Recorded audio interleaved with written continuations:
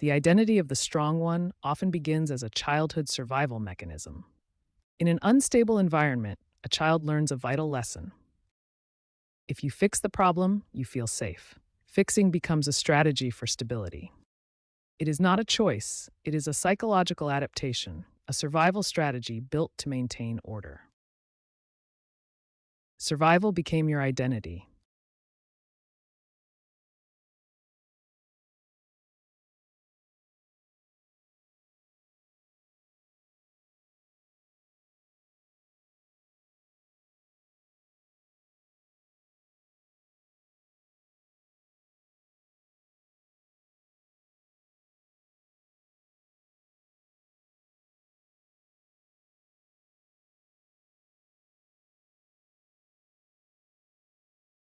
The professional fixer doesn't just manage tasks, they absorb the overflow of an entire team.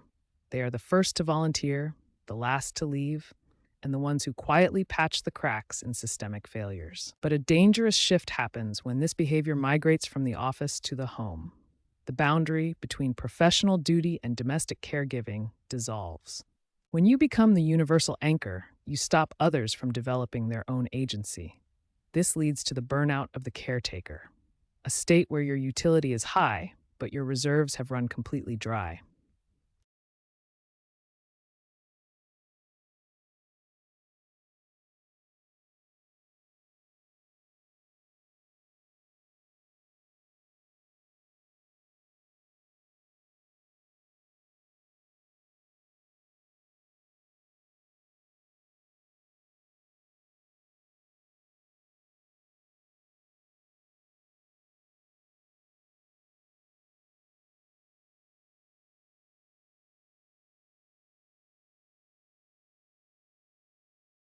The most dangerous phrase in the arsenal of the strong one is simple: I've got it. It starts as a defense, but it quickly transforms into a wall, a barrier that signals to others, stay back, I don't need your input. This reflex to reject support doesn't just block burdens, it blocks connection. When you refuse to let someone help, you inadvertently signal that your partnership is purely functional, not emotional. By constantly saying, I've got it, you deny your partner the chance to contribute. You take on the role of an island, and in doing so, leave the person who loves you standing on the shore. Strength isn't about how much you can hold alone, it's about how much space you can make for the people who want to stand beside you. It is 2 a.m. The house is silent, but your mind is racing. You are searching for answers to a loved one's struggle, convinced that if you can just find the right solution, you can prevent the pain. The strong one believes that information is a shield. By researching every variable, you try to engineer a predictable outcome, avoiding the raw, unpredictable reality of human vulnerability. But people are not problems to be solved.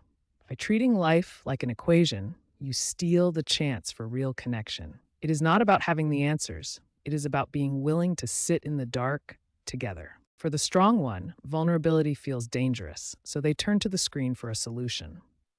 Instead of calling a friend to vent, the strong one searches for optimization and strategies. They treat their emotional crises like a technical bug, missing the human comfort waiting on the other side. The result is deep, silent loneliness. True connection requires presence, not just data. Being the strong one often feels like a shield, but in relationships, this pursuit of perfection becomes a paradox. Research from the Institute for Relationship Health suggests that perfection acts as a wall, not a bridge. When you present yourself as perfectly strong, you leave no space for others to step in. You aren't inviting support, you are closing the door. True intimacy requires the humility to be imperfect. By admitting a need, you aren't failing. You are building a bridge that allows the people you love to show up for you, just as you have shown up for them. Being the go-to person often traps you in a rigid social contract. Because you always provide the answers, others eventually stop checking in on you. They assume you are truly fine because you have never shown them otherwise. Your perceived strength effectively acts as a wall. Loved ones often fear breaking the contract of your unbreakable identity, so they leave you to carry your own burdens in silence. Reliability, when stripped of vulnerability, stops being support and starts being isolation. By never letting the weight down, you ensure that no one else can help you hold it. True strength isn't about how much you can carry alone. It's about having the courage to set the load down and allowing others the chance to show up for you. You have been holding it all together for so long, but eventually, even the strongest anchor reaches its limit.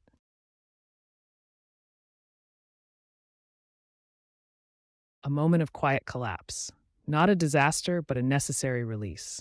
The machine stops and the human begins to exist again.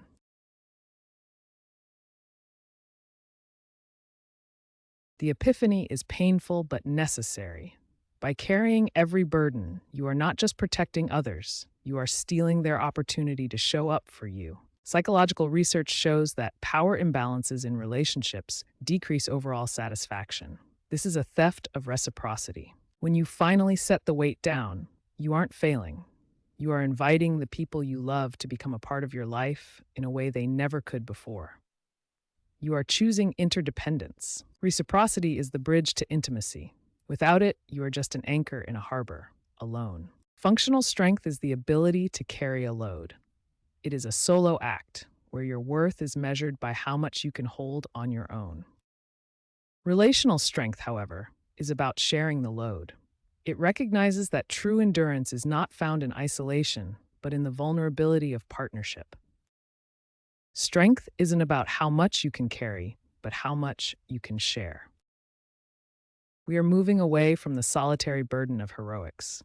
The new path is radical interdependence, the conscious, planned sharing of burdens in a way that benefits the whole. Radical interdependence is not about losing your autonomy. It is about recognizing that we are porous beings. We define ourselves not by the walls we build, but by the bridges we extend. In this framework, burden sharing is a deliberate, planned social contract. We move from individual heroics to collective co-regulation, creating a sustainable foundation where no one is left to carry the world alone. Letting go begins with small, incremental steps. You do not have to abandon your entire identity overnight. You only need to invite a little more space. Start by delegating a minor task.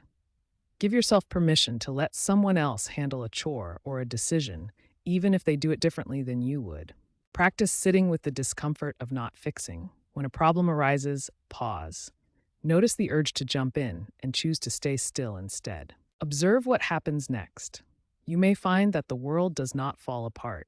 By stepping back, you give others the space to show their own capacity. Strength is not carrying everything, it is sharing the load.